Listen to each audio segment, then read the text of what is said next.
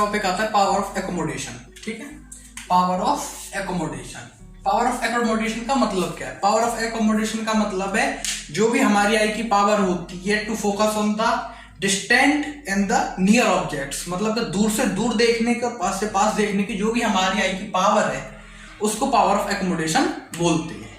इसमें लिख सकते हैं the ability of eye to focus on distant and near objects। ठीक है, इसकी एक और डेफिनेशन है, अगर हम किसी भी चीज को दूर तक देख पा रहे हैं, पास तक देख पा रहे हैं, तो उसका मतलब है कि हमारी जो आई का लेंस है उसमें इतनी पावर है कि वो ज्यादा से ज्यादा अपनी फोकल लेंथ को इंक्रीज कर सके और डिक्रीज कर सके। इसमें ये भी लिख सकते हैं the ability of eye lens to adjust its focal length. ठीक है, ये एबिलिटी होती है आई लेंस की। पावर ऑफ एकोमोडेशन का मतलब है ability of eye lens to adjust its focal length.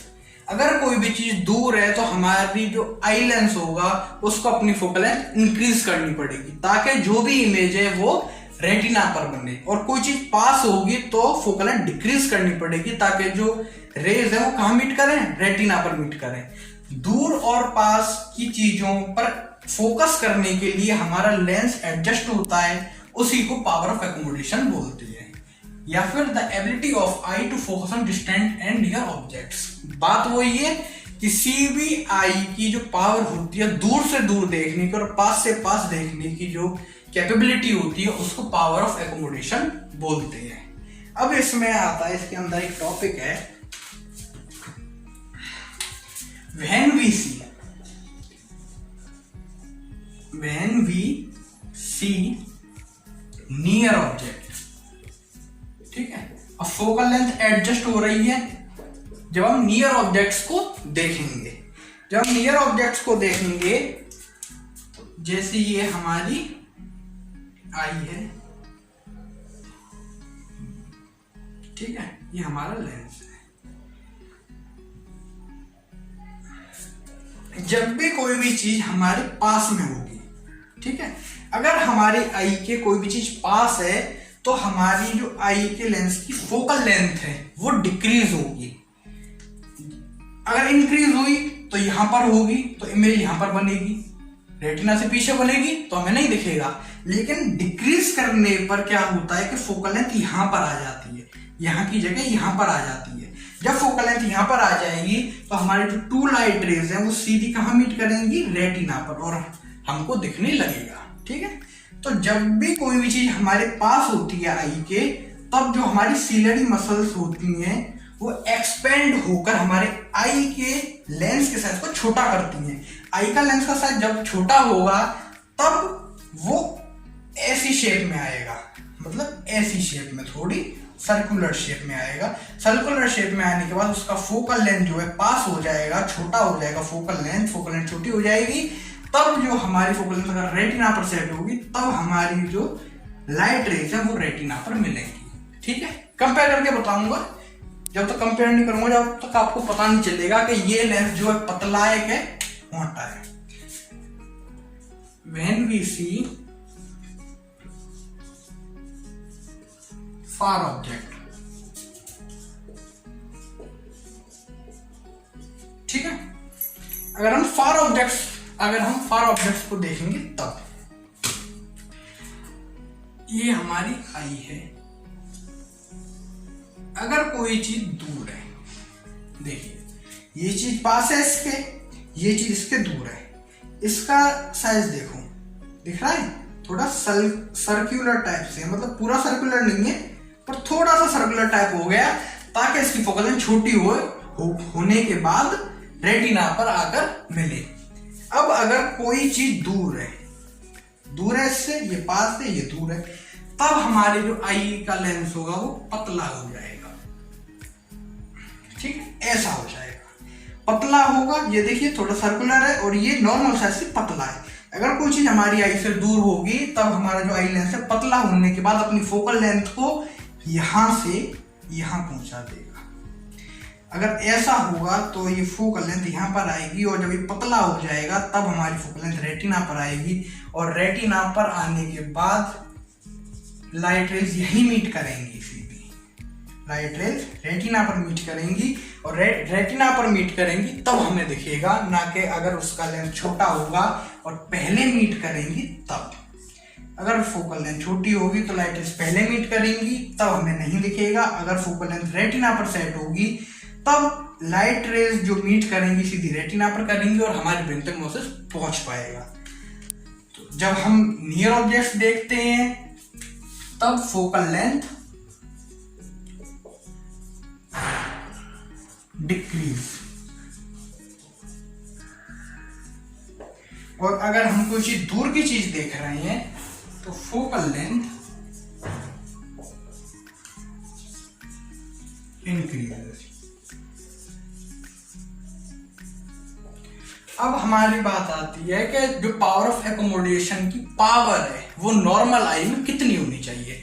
कोई भी वैल्यू होती है उसका एक नॉर्मल, मतलब कि नॉर्मल क्वांटिटी होती है। तो नॉर्मल जो पावर है इसकी यहां पर लिखता हूं, normal power of accommodation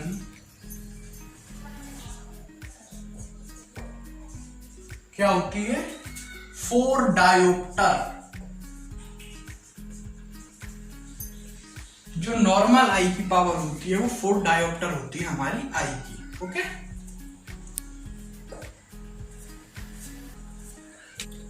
next हमारा टॉपिक है difference between myopia and hypermetropia. Myopia और जो हाइपरमेट्रोपिया है वो हमारे आई के डिफेक्ट होते हैं। ठीक है, ये हमारी आई की एक टाइप की बीमारी होती है दोनों, मायोपिया एंड हाइपरमेट्रोपिया। इनको पढ़ने से पहले एक एग्जांपल लेते हैं। जैसे आपने कभी सुना होगा कि दूर का नहीं दिखता है, हमें पास का नहीं दिखता है। तो जब पास का नहीं दिखता है तो डिसीज जो होता है वो उसको बोलते हैं हाइपरमेट्रोपिया। पास का नहीं दिखता, हाइपरमेट्रोपिया। कोई बोलता है कि मुझे दूर का नहीं दिखता, तो दूर का नहीं दिखता तो मायोपिया होता है उसे। ठीक है, मायोपिया, हाइपरमेट्रोपिया, 2 डिसीजेज है हमारी आई की।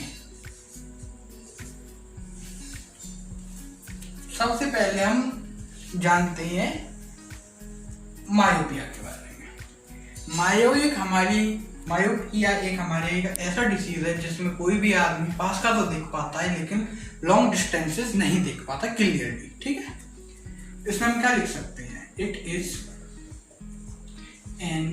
It is a disability of our आई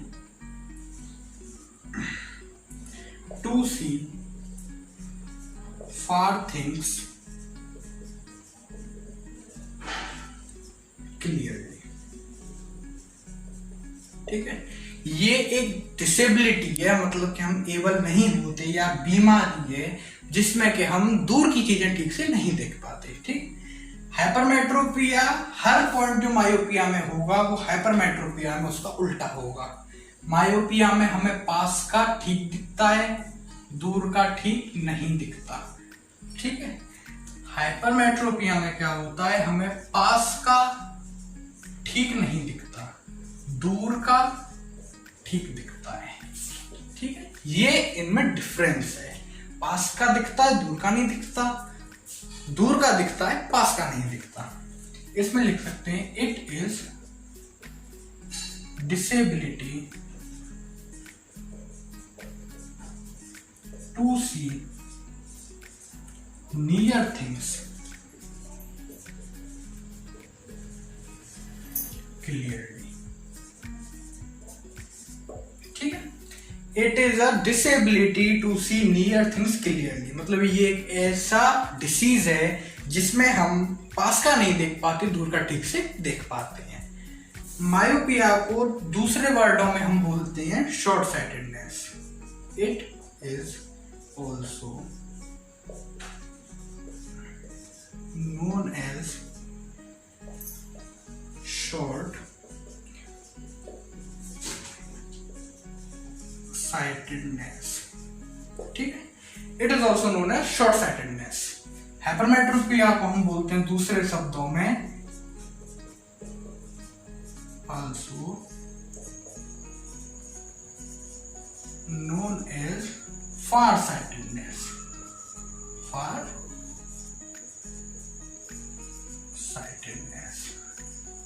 ठीक है, शॉर्ट का एंटोनिम क्या होता है? फार।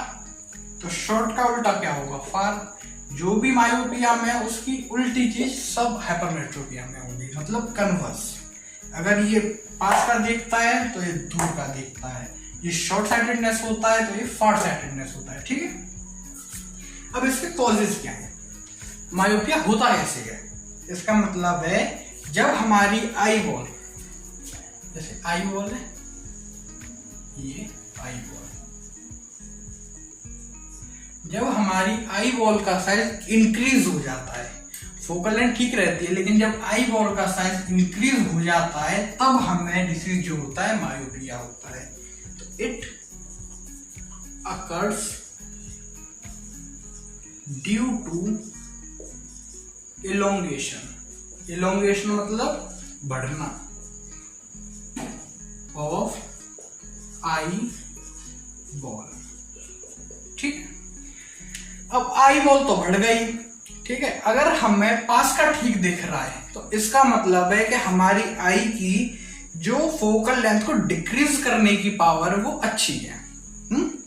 और हमें दूर का नहीं दिख पा रहा तो इसका मतलब है कि हमारी आई की जो पावर ऑफ एकोमोडेशन है किसके लिए? दूर की चीजों को देखने के लिए, मतलब कि फोकल लेंथ को इंक्रीज करने के लिए वो खराब है। तो अब हम इसमें लिख सकते हैं it occurs due to the decrease in focal length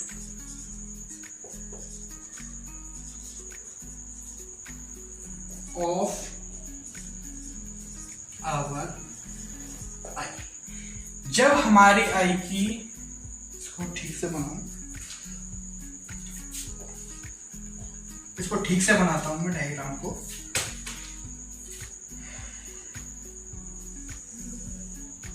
जब हमारी आई की जो बॉल है उसका साइज इंक्रीज हो जाएगा तब जो है हमारी रेस पहले रह जाएंगी यहां पर।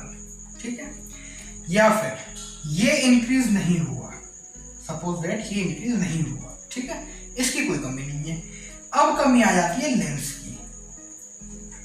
अगर हमारे लेंस की फोकल लेंथ है वो डिक्रीज हो जाए, मतलब के इमेज यहां पर बन जाए, तो ये डिस्टेंस जो है डिक्रीज हुआ है ना। अगर रेटिना से पहले बनना है तो ये फोकल लेंथ डिक्रीज हुई है ना, जो फोकल लेंथ यहां पर होनी थी वो फोकल लेंथ यहां पर आ रही है, डिक्रीज इन फोकल लेंथ हुआ है। तो it occurs due to the decrease in focal length of our eye. जब हमारी आई की फोकल लेंथ डिक्रीज हो जाती है तब हमें मायोपिया होता है। या फिर it occurs due to elongation of eye ball. हमारी फोकल लेंथ ठीक है, लेकिन अगर हमारी आई का ही साइज बढ़ जाए, ठीक है, आई का साइज हमारा बढ़ जाएगा तब भी हमें मायोपिया होगा, क्योंकि अगर आई का साइज बढ़ा तो भी इमेज पहले बननी है और फोकल लेंथ डिक्रीज हुई तो भी इमेज पहले ही बननी है। ओके, अब हमारा पॉइंट आता है नेक्स्ट हाइपरमेट्रोपिया में। हाइपरमेट्रोपिया कैसे होता है? हाइपरमेट्रोपिया में लिखते हैं इट अकर्स ड्यू टू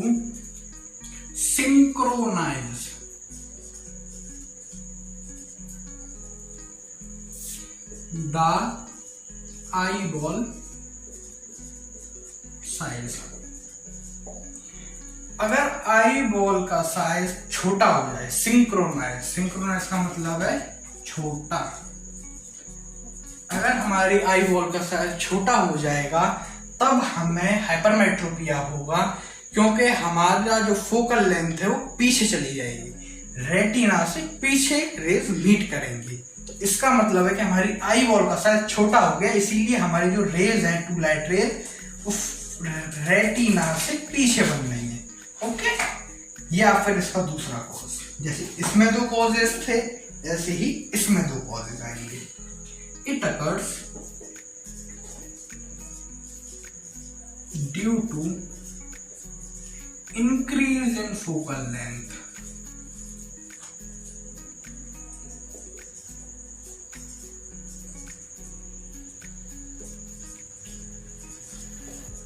ठीक है, अगर हमें दूर का दिख रहा है तो मैंने आपको पहले ही बताया था पावर ऑफ एकोमोडेशन में कि अगर हमें कोई भी चीज दूर की दिखती है तो हमारी जो फोकल लेंथ होती है वो इंक्रीज हो जाती है। अब इसमें हमें दूर का दिख रहा है लेकिन पास का नहीं दिख रहा, दूर का दिख रहा है लेकिन पास का नहीं दिख रहा। पास का नहीं दिख रहा तो मतलब है कि अगर ऐसी कोई आई होगी जिसमें ये डिसीज होगा, उसमें इतनी पावर एकोमोडेशन नहीं होगी कि वो आई की फोकल लेंथ को डिक्रीज कर सके। इंक्रीज तो है वो लेकिन डिक्रीज नहीं कर सकती। तो जब ये डिसीज होगा तो क्यों होगा? It occurs due to increase in focal length. Focal length increase है, डिक्रीज नहीं हो पा रही, इंक्रीज है, इसलिए ये डिसीज होगा। इसका डायग्राम यहां पर बनाता हूं मैं। स्पेस छोटा पड़ रहा है थोड़ा, कोई बात नहीं। जैसे हमारी आई है, टेढ़ी बन गई थोड़ी। अगर इसका मतलब है कि जो हमारी आई में जब रेज एंटर होंगी, लेंस जब इन्हें कन्वर्ज करेगा तो हमारी आई बॉल या तो सिंक्रोनाइज होगी। ठीक है, आई बॉल या तो सिंक्रोनाइज होगी, साइज में छोटी होगी, या फिर हमारी आई की जो फोकल लेंथ है वो इंक्रीज होगी, डिक्रीज नहीं होगी। तब हमारी जो लाइट रेज हैं पीछे बढ़ेगी। यहां ये देखो, रेटिना से इस साइड इमेज बन रही है तो फोकल लेंथ इंक्रीज हो रही है। अगर रेटिना से इस साइड इमेज बन रही है तब फोकल लेंथ डिक्रीज हो रही है। इंक्रीज इन फोकल लेंथ की कंडीशन में जब हमारी कोई भी इमेज इससे पीछे बनती है तब उसको बोलते हैं हाइपरमेट्रोपिया। ओके, ये पॉइंट्स क्लियर हो गए। अब बात आती है, ये हमारे डिसीजेस तो हो गए, अब इनको ठीक कैसे करा जाए। आजकल कोई भी बीमारी आती है तो उनके इलाज पहले आते हैं, है ना, पहले आते हैं ना, उनके इलाज पहले आ जाते हैं। मायोपिया, हाइपरमेट्रोपिया,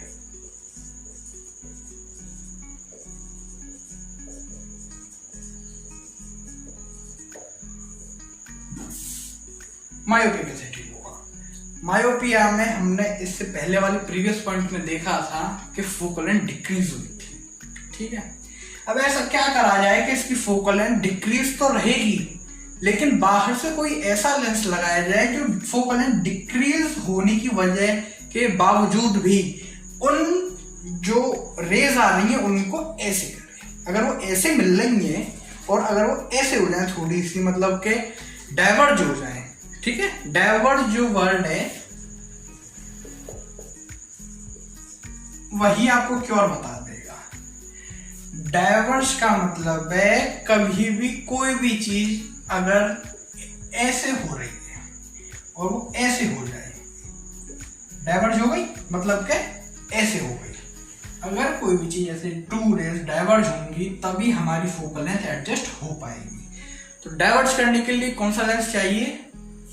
डाइवर्ज करने के लिए हमने चैप्टर 1 में पढ़ा था, लाइट रिफ्लेक्शन एंड रिफ्रैक्शन में, यूज ऑफ कॉनकेव लेंस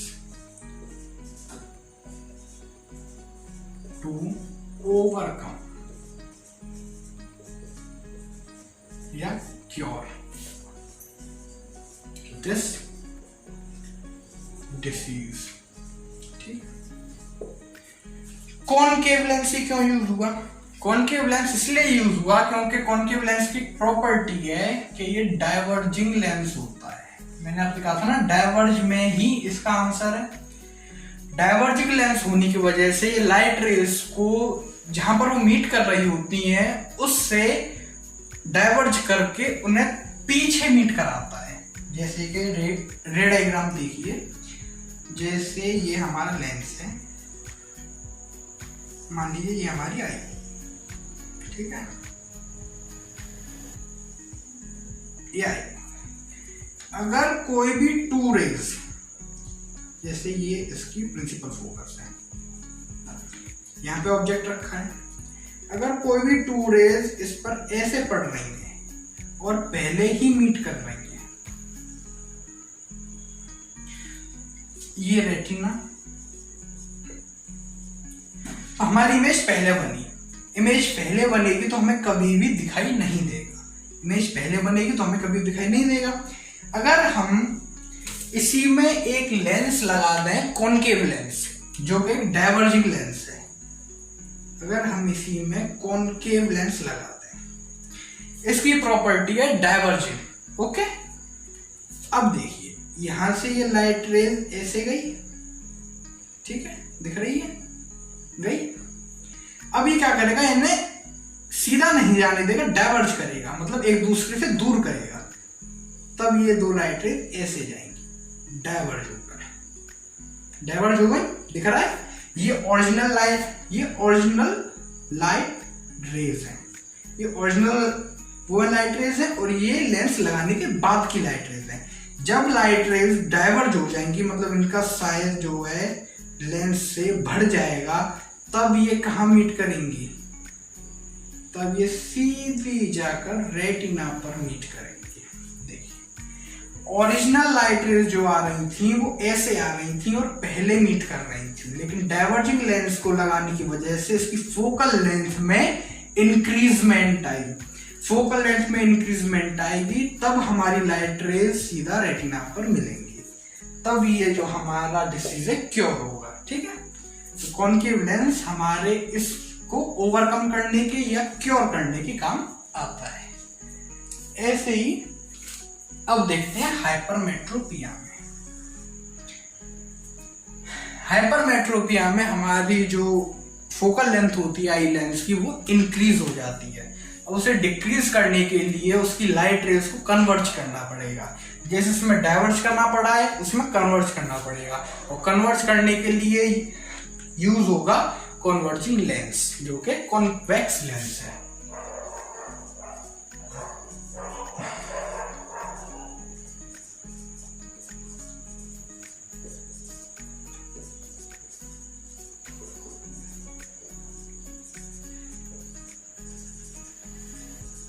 ठीक है, use of convex lens to cure this disease. Convex lens का हमें यूज करना पड़ेगा इस डिसीज को क्योर करने के लिए। ओके, अब रे डायग्राम देख लेते हैं आई का।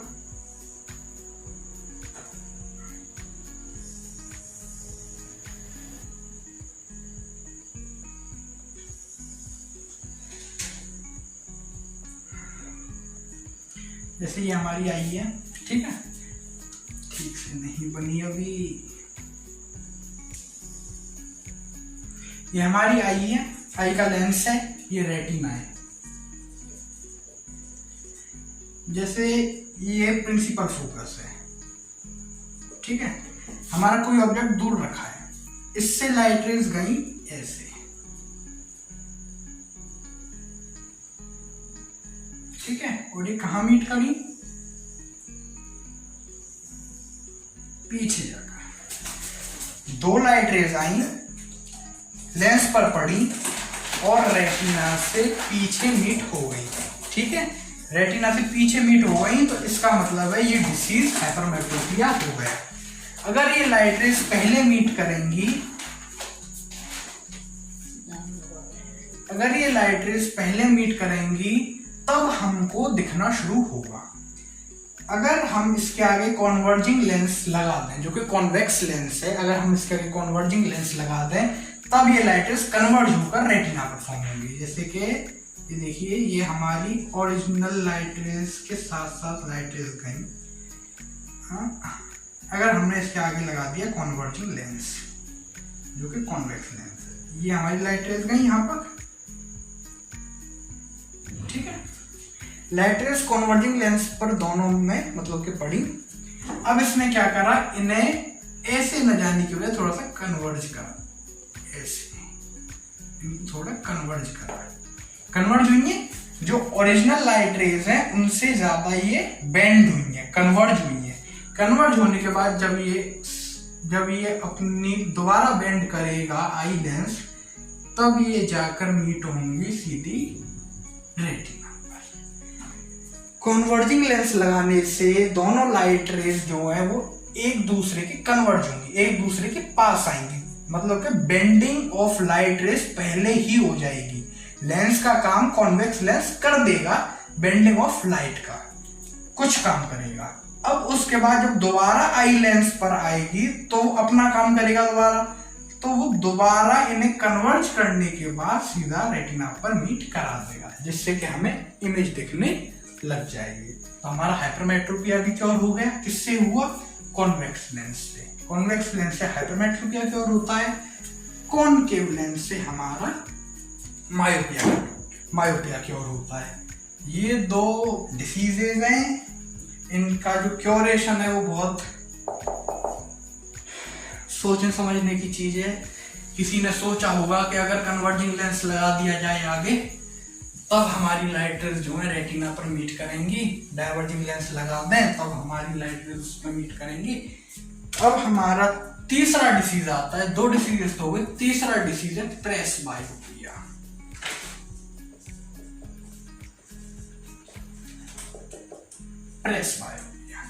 प्रेसबायोपिया ना मायोपिया ना हाइपरमेट्रोपिया, अब आ गया प्रेसबायोपिया। प्रेसबायोपिया में क्या होता है, combination of the diseases myopia and hypermetropia is known as presbyopia. It is combination of myopia and hypermetropia, ठीक है। Combination of myopia and hypermetropia. Myopia और हाइपरमेट्रोपिया को जब कन्वर्ज कर देंगे, जब हमारा प्रेसबायोपिया बनेगा। ये कब होता है, it occurs due to it occurs when our eyes lens lose its flexibility।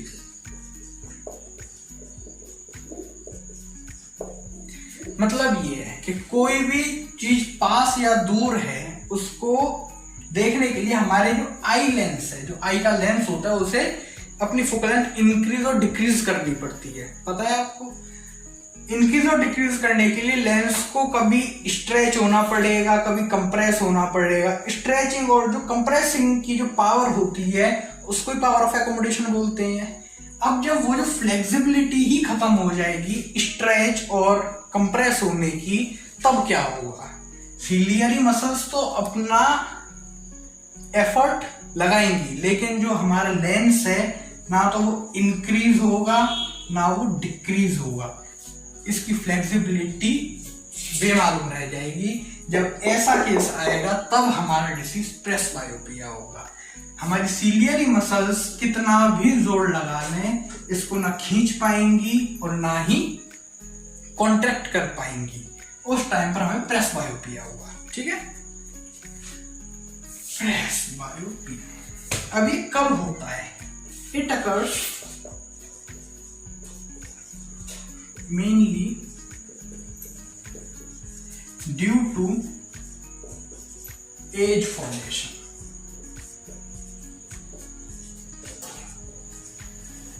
जैसे जैसे हमारी एज इंक्रीज होती जाएगी, जैसे 40, 50, 60, 70, ठीक है, आज तो सब 70 तक ही जी रहे हैं। 70 साल तक पहुंचेगी, 60 पे पहुंचेगी, तब हमारे जो आई लेंस की फ्लेक्सिबिलिटी है वो कम होने लगेगी बुढ़ापे के साथ साथ, तब हमें ये डिसीज मेनली होगा। ठीक है, अब हमारा नेक्स्ट पार्ट, हमारे डिसीजेस कंप्लीट हो गए, आई की पूरी पावर ऑफ एकोमोडेशन कंप्लीट हो गई, आई के पार्ट्स कंप्लीट हो गए। अब आई के बाद मैंने आपको शुरुआत में बताया था कि ये जो चैप्टर है 2 पार्ट्स में कवर होगा, एक ह्यूमन आई एंड जो लग रहा है इसने इस चैप्टर का पार्टीशन कर दिया, human I and colourful world.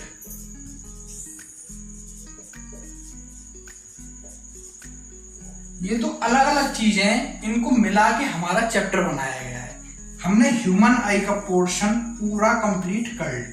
ठीक है, अब नेक्स्ट बारी आती है कलरफुल वर्ल्ड की। एक चीज बताना भूल गए कि जब ये हमारा प्रेसबायोपिया हुआ है डिसीज, तो इसे क्योर कैसे करेंगे। इसको क्योर करने के लिए हमें बोथ लेंसेज की जरूरत होगी। Both lenses are required. ठीक है, इसमें हमारे जो लेंसेज यूज होते हैं वो दोनों लेंसेज यूज होते हैं एक ही चश्मे में। एक ही चश्मे में दोनों लेंसेज को हम यूज कर सकते हैं।